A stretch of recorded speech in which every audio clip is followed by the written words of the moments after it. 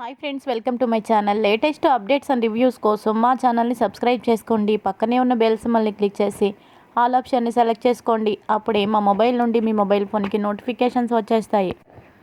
Balu Mounika office దగ్గరికి వెళ్ళి చాలా కోపంగా ఇంటికి వస్తాడు. ఇక మీనా బాలు ఆవేశాన్ని చూసి ఏం జరిగిందండి, ఎందుకు ఇంత కోపంగా ఉన్నారు అని అడుగుతుంది. మౌనిక ఆఫీసులో లేదు, ఆఫీసు మానేసిందంట. నాకు చాలా కోపంగా ఉంది. నేను అనుకున్నంత పని జరిగింది. ఆ సంజుగాడు మోసం చేసి చెల్లిని పెళ్లి చేసుకున్నాడు. ఉద్యోగం కూడా ఇప్పుడు మానేసింది అంటే ఖచ్చితంగా వాడు కావాలని చెల్లిని హింస పెడుతున్నాడు. ఇప్పుడే వెళ్ళి వాడి అంతు చూస్తాను. ఆ ఉద్యోగం నా చెల్లెలు ఎంతో కష్టపడి ఇక్కడ ప్రభావతమ్మని అందరినీ ఒప్పించి ఆ ఉద్యోగం సంపాదించుకుంది. కానీ ఇప్పుడు ఆ ఉద్యోగమే వాడు మానిపించేయడం ఏంటి? నేను వెళ్ళి తన పరిస్థితి ఏంటో తెలుసుకుంటాను అని వెళ్ళబోతూ ఉండగా మీనా ఆపుతుంది.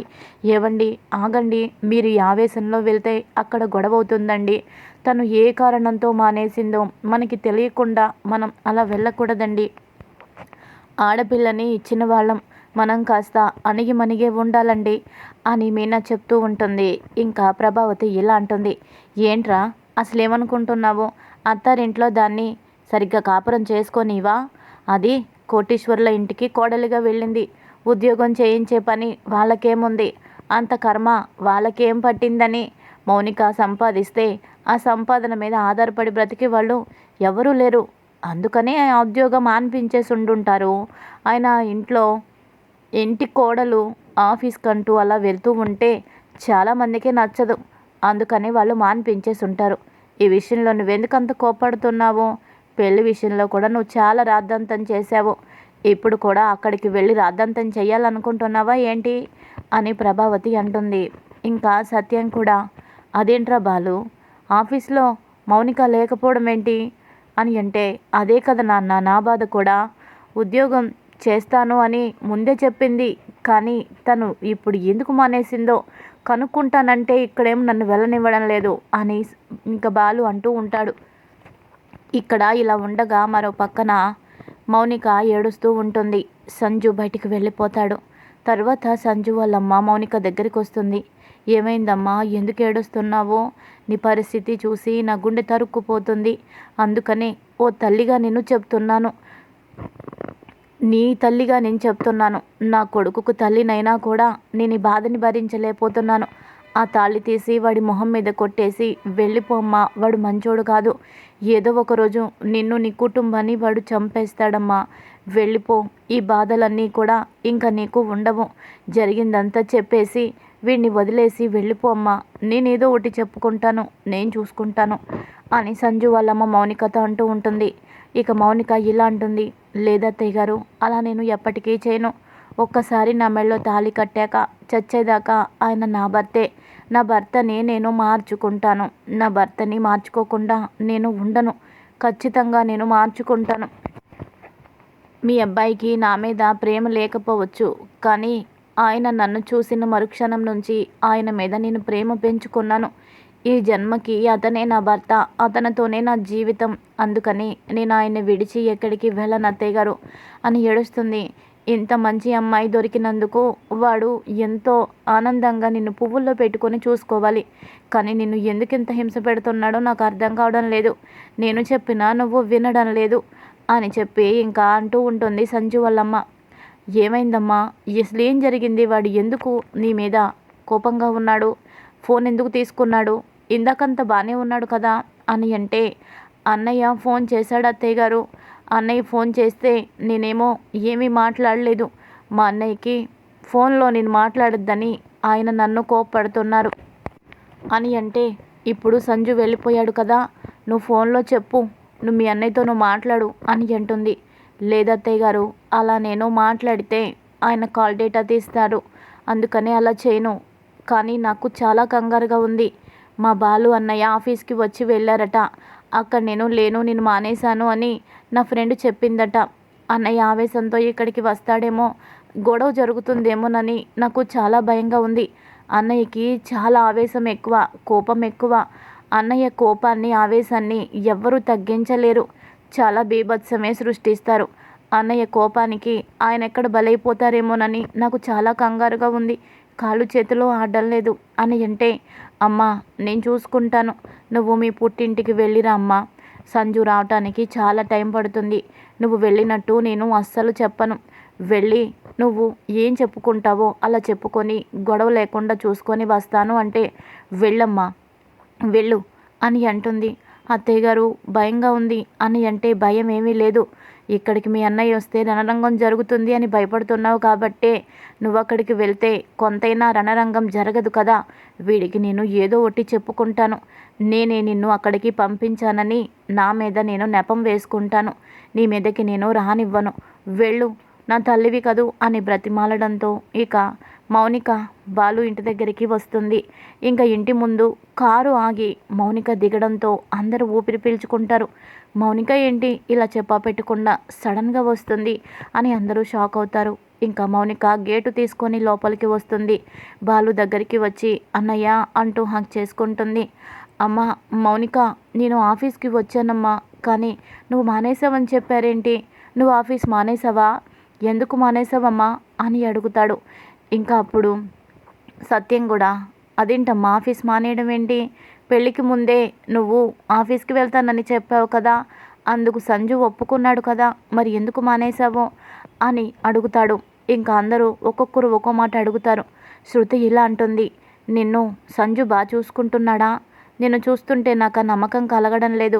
వాడు ఎంత రాక్షసుడో నాకు తెలుసు అని చెప్తూ ఉండగా, చిన్నదిన అలాంటి ఇబ్బంది ఏమీ లేదు.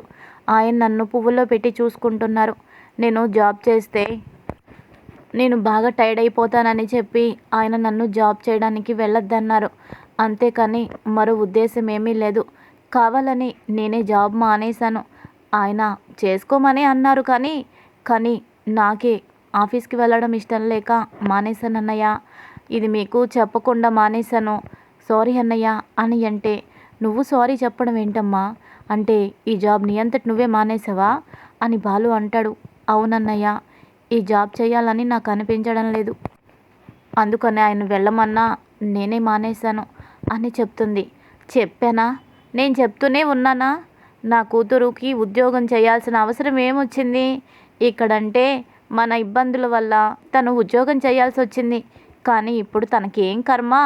అత్తారింట్లో దర్జాగా కాలు మీద కాలేసుకొని మహారాణిలాగా బ్రతుకుతుంది నా కూతురు. ఉద్యోగాలు చేసే పని దానికేంటి? ఈ బాలుగడు ఎప్పుడు ఒంటి కాలు మీద ఎప్పుడు గొడవ పడదామా, ఎవరి మీదకి వెళ్దామా అని చూస్తాడు. అది చెల్లెలు భర్త అని కూడా వాడికి ఇంగిత జ్ఞానం కూడా కలగడం లేదు అని ప్రభావతి అంటుంది. మీనా మాత్రం అలా చూస్తూ ఉంటుంది.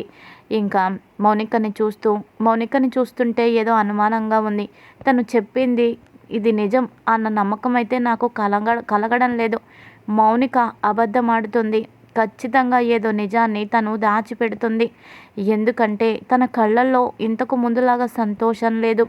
పుట్టింటికి వచ్చినప్పుడు చాలా సంతోషంగా ఉంటుంది అత్తారింటి నుంచి. తర్వాత చాన్నాళ్ళ తర్వాత పుట్టింటికి వచ్చింది, కానీ తనలో ఆ సంతోషం మచ్చుకైనా కనిపించడం లేదు. పైగా ఎంతో ఇష్టపడి సంపాదించుకున్న ఆ ఉద్యోగం మానేసింది అంటే ఏదో ఉంది. నేను తన బాధని తనతో మాట్లాడి తెలుసుకుంటాను అని మీనా అనుకుంటూ ఉంటుంది. ఇక తర్వాత ఆప్యాయంగా అందరూ మౌనికని, చాన్నాళ్ళ తర్వాత మా చెల్లి వచ్చింది, చాలా సంతోషంగా ఉంది అని అందరూ సంతోషపడుతూ ఉంటారు. బాలు కూడా మౌనికని చూసి, అమ్మ మౌనిక, నువ్వు వస్తే ఇల్లంతా పండగలాగా ఉంది. నువ్వు వచ్చాక చూసావా ఇంట్లో ఎంత సందడిగా మారిపోయిందో. నువ్వు వచ్చాక వెలుతురు వచ్చిందమ్మా అని బాలు అంటాడు. అమ్మ మౌనిక, నీకు గులాబ్ జామ్ అంటే బాగా ఇష్టం కదా, నేను వెళ్ళి తీసుకొస్తాను, మీ వదిన నీకు చేసి పెడుతుంది, సరేనా అని చెప్పేసి బాలు ఇంకా అపురూపంగా బయటకు వెళ్తాడు. తన చెల్లికి ఏదైతే ఇష్టమో అవన్నీ తనకి తెచ్చి ఇవ్వాలని చెప్పి.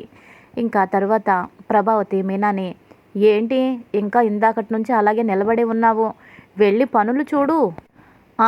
ఇందాక శృతి గుత్తి వంకాయ కుర్మా చేయమని అడిగింది, ఇంకా రోహిణి మష్రూమ్ కర్రీ అడిగింది.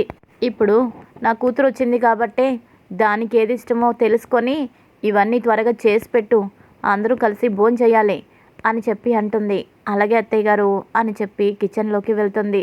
ఇంకా మౌనిక అలా చూస్తూ ఉంటుంది. ఏంటి ఇక్కడే నిలబడ్డావు, పద రూమ్లోకి, నీతో మాట్లాడి ఎన్నాళ్ళయిందో అని చేపట్టుకొని తీసుకువెళ్తుంది మౌనికని తన రూమ్లోకి ప్రభావతి. ఇంకా తర్వాత అందరూ ఎవరి పనుల్లో వాళ్ళు బిజీగా ఉండగా మీనా మాత్రం గొడ్డు చాకిరీ చేస్తూ ఉంటుంది. పొరపాటున కూరగాయలు తరుగుతూ ఉండగా చెయ్యి తెగిపోతుంది. అమ్మ అంటూ గట్టిగా అరుస్తుంది. ఇక మౌనిక, ప్రభావతి అందరూ వస్తారు. ఏం జరిగింది, ఇక్కడేదో కొంపలంటూ పోయినట్టు ఎందుకు అంత గట్టిగా అరుస్తున్నావు, ఏదో చేతికి చిన్న గాయం అయింది, ఆ మాత్రం దానికి ఎందుకు అలా గగ్గోలు పెడుతున్నావు, ఏదో గ్యాస్ లీక్ అయిపోయి ఇక్కడేదో నువ్వు చచ్చిపోయినట్టు ఎందుకు అంత గగ్గోలు పెడుతున్నావు అని అనడంతో అత్తయ్య గారు బాగా నొప్పిగా అనిపించింది, అందుకే అలా అరిచాను అని అంటుంది. ఇక మౌనిక, అయ్యో వదినా, నేను నీకు మందు రాస్తానుండు అని కొంచెం పసుపు పెట్టి కట్టుకడుతుంది. అయినా కూడా ఆ చేత్తోనే ఇంకా పనులవన్నీ చేస్తూ ఉండడంతో ఏంటమ్మా పాపం వదిన ఎంత కష్టపడుతుంది, చేయి తెగింది అయినా తనే కష్టపడి పనిచేస్తుంది, పెద్దొదిన చిన్నొదిన వచ్చి సాయం చేయొచ్చు కదా, ఇంకా తనని ఎందుకు ఇబ్బంది పెడతావు అని అంటే, నోరు మూసుకో, ఇలా రావే నువ్వు, శృతి గురించి ఏమనుకుంటున్నావు, తను గొప్పింటి అమ్మాయి, ఈ పనులవన్నీ తనకి చేత కాదు, రోహిణి కూడా గొప్పింటి అమ్మాయి కాబట్టి తనకి పనులన్నీ చేత కావు, కానీ ఈ మీనా చిన్నప్పటి నుంచి పేదరికంలో పెరిగింది కాబట్టి ఈ పనులు కష్టాలు అవన్నీ తనకి తెలుసు, ఈ పనులన్నీ ఒంటి చేత్తో చేస్తుంది, ఇలాంటి గాయాలు ఎన్ని జరుగుంటాయి, ప్రతిదానికి తనేమి బాధపడిపోదు, ఓర్చుకుంటుందిలే అని చెప్పి, ఏంటి మౌనిక, ఏంటి విశేషాలు, మీ అత్తయ్య నిన్ను ఎలా చూసుకుంటుంది, బాగా చూసుకుంటుంది కదా, నీ భర్త నిన్ను బాగా చూసుకుంటున్నాడు కదా, మీ మామయ్య గారు అందరూ నిన్ను బాగా చూసుకుంటున్నారుగా, ఎందుకు చూసుకోరులే, ఏరి కోరి చేసుకున్నారు కదా, నా కూతురు మహారాణి, నీ జాతకమే అటువంటిది, అందుకనే ఆ ఇంట్లో పడ్డావు, ఆ ఇంట్లో పడ్డందుకు నువ్వు అదృష్టవంతురాలివి కాదు, నిన్ను చేసుకున్నందుకు వాళ్ళే అదృష్టవంతులు అని కూతురు గురించి గొప్పగా చెప్తుంది. ఇక మీనా గురించి అలా నిజంగా మాట్లాడడంతో మౌనిక ఇలా అనుకుంటుంది మనసులో, అమ్మ ఎంత పిచ్చిదానివి నువ్వు, మీనా వదిన్ని నువ్వు అష్ట కష్టాలు పెడుతున్నావు, తనతో చాలా చాకిరీ చేయించి తనని బాగా బాధ పెడుతున్నావు, ఓ కోడలిగా తనని అసలు చూడడం లేదు, కానీ నీ కూతురు పరిస్థితి అత్తారింట్లో మహారాణి అని నువ్వు భ్రమపడుతున్నావు, ఇంతకంటే దారుణమైన పరిస్థితిలో నేను ఉన్నాను, ఇక్కడేమో మీనా వదినకి నువ్వు కష్టాలు పెడుతుంటే అక్కడ నాకేమో నా భర్త కష్టాలు పెడుతున్నాడు, ఇంట్లో నీ కూతురు పని మనిషి స్థాయిలో ఉంది, ఇంటికి యజమానురాలనే నువ్వు మురిసిపోతున్నావు, ఇదంతా నా అదృష్టమని పొంగిపోతున్నావు, నిజంగా నేను అదృష్టవంతురాలనేమో, కానీ నువ్వు మీనా వదినికి చేసిన పాపం వల్ల ఆ పాపం నాకు చుట్టుకుందని నువ్వు అర్థం చేసుకోలేకపోతున్నావు, నువ్వు చేసిన తప్పు నీ కూతురు మెడకి చుట్టుకుంది, ఇంకా నిజం నీకు తెలియడం లేదు, నీకు చెప్పినా నువ్వు అర్థం చేసుకోవడం లేదు, అర్థం చేసుకోవు కూడా, కోడల్ని ఒకలాగా కూతుర్ని ఒకలాగా చూసుకుని తల్లులు ఉన్నంతకాలం ఇలాంటి పరిస్థితి తప్పదు అని ఇంకా మౌనిక ప్రభావతి గురించి అనుకుంటుంది. ఇంకా తర్వాత మౌనిక పనంతా పూర్తి చేసుకున్న తర్వాత భోజనాలు అవన్నీ పూర్తి చేసిన తర్వాత పక్కకు తీసుకువెళ్తుంది మౌనికని. మౌనిక, నిన్ను ఒక మాట అడుగుతాను, ఈ వదినతో నిజం చెప్తావు కదా అని అంటుంది. చెప్పు వదిన, నీతో నేను నిజం చెప్పకుండా ఎందుకుంటాను, నీతో నిజమే చెప్తాను, అబద్ధం చెప్పను అని అంటుంది. మీ అత్తారింట్లో నువ్వు సంతోషంగా ఉన్నావా, నిజం చెప్పు అని అంటే, వదిన అలా అడిగేవేంటి వదిన అని అనగానే, నీ కళ్ళు చూస్తుంటే నాకు అర్థమైపోతుంది, నీ కళ్ళల్లో కన్నీరు ఏ క్షణంలో బయటికి వద్దామా అని ఎదురెదురు చూస్తున్నట్టు నీ కళ్ళు నాకు కనిపిస్తున్నాయి, గుండెల్లో ఎంతో బాధ దాచుకున్నట్టు నాకు అనిపిస్తుంది, ఎందుకంటే దగ్గర నా పరిస్థితి కూడా అలాంటిదే కాబట్టే నేను పసిగట్టగలిగాను, నువ్వు సంతోషంతో ఇంటికి రాలేదు, ఏదో బాధతో ఇక్కడికి వచ్చావు, గుండెల్లో మోయలేనంత భారం నీ మనసులో ఉందని నాకు అనిపిస్తుంది, చెప్పు సంజు నిన్ను బాగా చూసుకుంటున్నాడా, బాగా చూసుకోవడం లేదు కదా అని అనగానే, వదిన అంటూ కన్నీరు పెట్టుకుంటుంది. చెప్పు మౌనిక, పర్వాలేదు చెప్పు, నీకు నేనున్నాను, మీ అన్నయ్య కూడా ఉన్నాడు, నీ గురించి ఎలాంటి శక్తినైనా మీ అన్నయ్య ఎదిరిస్తాడు, నీ సంతోషమే మీ అన్నయ్యకు ముఖ్యం, ఆ విషయం నీకు తెలుసు కదా అలాంటి నీ సంతోషం ఈరోజు ఆవిరైపోయింది. ఆయన చూస్తూ ఊరుకోరు. చెప్పు, నీ మనసులో బాధ బయటపెట్టు అని అంటే, అందుకే వదిన, అందుకే నా మనసులో బాధ నేను బయటపెట్టను. అన్నయ్య గురించి తెలిసే నేను బయటపెట్టను. పెళ్ళి కాకముందు అన్నయ్య నా పంచ ప్రాణం. కానీ పెళ్ళైన తర్వాత ఆయన కూడా నాకు ప్రాణమే. ఓ పక్కన ఆయన వల్ల అన్నయ్య ఇబ్బంది పడ్డం, అన్నయ్య వల్ల ఆయన ఇబ్బంది పడ్డం నేను భరించలేను. ఇద్దరూ నాకు కావాలి. నాకు ఆ ఇంట్లో సంజు నరకం చూపిస్తున్నాడు అని తెలిస్తే నా భర్తని అన్నయ్య ఖచ్చితంగా నరికేస్తాడు. అందుకనే నేను కష్టాలు పడుతున్నా. ఈ కష్టాలు నేను చెప్పుకోలేను. నా కష్టాలు ఆ భగవంతుడు తీర్చాలే కానీ నేను చెప్పుకుంటే ఇంకా ఎక్కువ అవుతాయి కానీ అవి తక్కువ అవ్వవు అని మనసులోనే అనుకొని, వదిన అదేమీ లేదు వదిన, నేను సంతోషంగానే ఉన్నాను వదిన, నన్ను నమ్ము వదిన, నీతో అబద్ధం నేను చెప్తానా చెప్పు. మా అమ్మతోటైనా అబద్ధం చెప్తాను కానీ నీతో ప్రతిదీ నిజమే చెప్తాను. మా అమ్మ నన్ను పట్టించుకోదు. నువ్వు మాత్రం పెళ్ళైన దగ్గర నుంచి నన్ను కళ్ళల్లో పెట్టుకొని చూసుకుంటావు. అలాంటి నీతో నేనెందుకు అబద్ధం చెప్తాను వదిన అని అంటుంది. నిజమేనా? నేను నాతో నువ్వు నిజమే చెప్తున్నావా అని అంటే, నిజం వదిన, నా మీద ఒట్టు అని చెప్పి మౌనిక అనేస్తుంది. ఇంకా తర్వాత మౌనిక తన ఇంటికి వెళ్ళిపోవడానికి కార్ డ్రైవర్కి ఫోన్ చేస్తూ ఉంటే మీనా బాలు ఇలా అంటారు. అమ్మ మౌనిక, మేము ఇంటి దగ్గర డ్రాప్ చేస్తామమ్మా. ఇంక ఇప్పుడు కార్ ఎందుకు, మీ ఇంటి దగ్గరికి వచ్చి నేను దగ్గరుండి డ్రాప్ చేస్తాము అని అనడంతో, వద్దన్నయ్య వద్దు, నేనే వెళ్తాను, మీరు రావద్దు అని కంగారు పడుతుంది.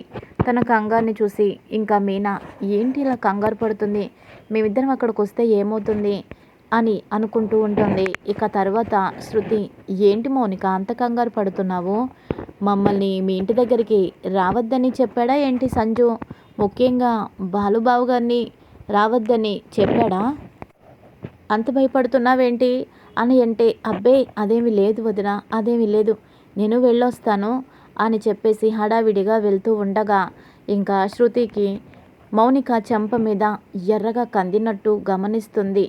గమనించిన తర్వాత మీనాతో, మీనా అక్క, శృతి ఏదో మౌనిక ఏదో దాచిపెడుతుందేమో అనిపిస్తుంది.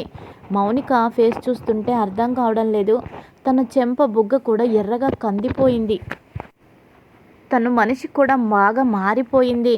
తనలో జీవకళ కూడా కనిపించడం లేదు. ఆ సంజు ఎలాంటి వాడో నాకు తెలుసు కాబట్టే మౌనిక ఎన్నో కష్టాల్లో పడుతుందని నా మనసుకి బాగా అనిపిస్తుంది. వాడి దగ్గర ఎప్పుడూ రివాల్వర్ ఉంటుంది. ఆ రివాల్వర్తో 10 నిమిషాలకోసారి నరక యాతన, మృత్యువంత భయం, బాధ వాడు కలిగిస్తాడు. ఎందుకైనా మంచిది ఓసారి తనతో నువ్వే మాట్లాడి తన బాధని తెలుసుకో. లేదంటే తను చెప్పకపోయినా ఏదో రకంగా తన బాధనైతే నువ్వు తెలుసుకో మీనా వదిన, మీనా అక్క అని అంటుంది. అవును శృతి, నేను కూడా అదే అనుకుంటున్నాను అని చెప్పి అంటుంది. ఇంకా ఆ తర్వాత ప్రభావతి బాలు మీద మీనా మీద విరుచుకుపడుతుంది. అసలు మీరిద్దరూ ఎందుకు ఇన్వాల్వ్ అవుతున్నారు, మీకు ఏం సంబంధం, మీలాగే రవి, మనోజ్ వాళ్ళిద్దరు కూడా అన్నయ్యలు, అలాగే శృతి, రోహిణి ఇద్దరు కూడా వదినలే, వాళ్ళందరికీ లేని బాధ మీ ఇద్దరికే ఎందుకు, దాని జీవితంలోకి ఎందుకు తొంగి చూడాలనుకుంటున్నారు, అది సంతోషంగా ఉండడం మీకు అక్కర్లేదా, నా కూతురు జోలికి వెళ్ళారంటే బాగోదు అని అనడంతో మీనా, ఆపుతారా అని గట్టిగా అరుస్తుంది. ఏంటి నోరులేస్తుంది, నా కూతురు విషయంలో జోక్యం చేసుకుంటే బాగోదు అని చెప్పి అంటుంది. వాళ్ళు ఏమైనా మీలాగా పూలు అమ్ముకునే వాళ్ళు అనుకుంటున్నావా ఏంటి, కోటీశ్వరులు, వాళ్ళకి కొన్ని కట్టుబాట్లు ఉంటాయి. అందుకని నా కూతుర్ని ఉద్యోగానికి వెళ్ళొద్దన్నారో లేదంటే దానికే ఇష్టం లేక వెళ్ళలేదో అక్కడితో వదిలేయండి. అంతేకాని దాన్ని చూడటానికి వెళ్ళడం, దాన్ని పరామర్శించడం, దాంతో ఫోన్లో మాట్లాడడం చేసి సంజుని ఇబ్బంది పెట్టద్దు అని అంటే, అత్తయ్య గారు మీరు కాస్త మౌనంగా ఉంటే మంచిది, మీ నోటికి తాళం వేసుకుంటే మంచిది. ఆడపిల్లకి ఇచ్చిన తర్వాత తనక్కడ ఎలా ఉందో, సంతోషంగా ఉందో, ఏముందో, తన పరిస్థితి ఏంటో కనీసం తెలుసుకోవాలని ధర్మం ఆ బాధ్యత తల్లిగా మీకు ఉండాలి. కానీ ఆ బాధ్యత మీకు లేదు. ఆయన బాలు ఎంతో తాపత్రయపడుతున్నారు, తన పరిస్థితి ఏంటో అని తెలుసుకుంటే మనకి ముందే మంచిది. అంత అయిపోయిన తర్వాత ఆకులు కాలేక చేతులు పట్టుకుంటే లాభం ఏముంటుంది. అలా తన పరిస్థితి ఏంటో ముందే తెలుసుకోవాలి. అలాంటిది తన గురించి పట్టించుకోవద్దని అంత నిర్లక్ష్యంగా మాట్లాడుతున్నారేంటి అని అనగానే మనోజ్ మరీ ఓవర్ యాక్షన్ చేస్తున్నారు. నేను రవి మేమిద్దరం కూడా అన్నదమ్ములమే కదా, మా ఇద్దరికి కూడా మౌనిక అంటే ఇష్టమే కదా, కానీ మేమెందుకు తన గురించి అంత కంగారు పడ్డం లేదు, మరి ఓవర్ చేస్తున్నాడు ఈ బాలుగాడు అని అనగానే బాలు ఇలా అంటాడు, నువ్వు అన్నవారా నువ్వు? ఇప్పటికిప్పుడు నీకు అవకాశం ఉంటే దాంతో ఫోన్లో మాట్లాడి డబ్బులు అత్తారింట్లో తీసుకొచ్చి నాకు ఇవ్వు అని కూడా చెప్పే రకంరా నువ్వు. దాని జీవితం ఏమైపోయినా పర్వాలేదు, కానీ నీ స్వార్థంగా నువ్వు బాగుంటే చాలు అని అనుకునే రకంరా నువ్వు. జలగవిరా, డబ్బును పీల్చే జలగవి అని ఇంకా మీదకి వెళ్ళబోతూ ఉంటే మీనా బాలుని ఆపుతుంది. ఆగండి కాస్త మీరు. అత్తయ్య గారు మీరు వద్దన్నా అవునన్నా కాదన్నా మౌనిక గురించి మేము ఆలోచిస్తాము, తన గురించి తెలుసుకుంటాము, తను అక్కడ ఎలా ఉందో మేము వెళ్ళి కళ్ళారా చూసి తన గురించి తెలుసుకుంటాము. మీరు వద్దని చెప్పినా మేము ఆగము. ఎంతసేపు తన వెనుక ఉన్న డబ్బునే చూస్తారు, కానీ మీ కన్న కూతురి కళ్ళల్లో కన్నీరు మీకు కనిపించిందా? తన మనసులో బాధ ఆవేదన మీకు కనిపించిందా? కన్న కూతురితో ప్రేమగా ఆప్యాయంగా మాట్లాడారా? ఎంతసేపు డబ్బు యావ తప్పితే మీకు ఏమీ కనబడడం లేదు. నా జీవితంలో ఎంతోమందిని చూశాను, కానీ మీలాంటి మనిషిని మాత్రం నేను చూడలేదు అని మీనా మొదటిసారి ప్రభావతి మీద గొంతెత్తి గట్టిగా అరవడంతో ఇక బిక్క చచ్చిపోతుంది ప్రభావతి. ఇది ఈరోజు ఎపిసోడ్. మరి తర్వాత రాబోయే ఎపిసోడ్లో ఏం జరుగుతుంది ఇవన్నీ కూడా ముందు తెలుసుకుందాం. Thanks for watching.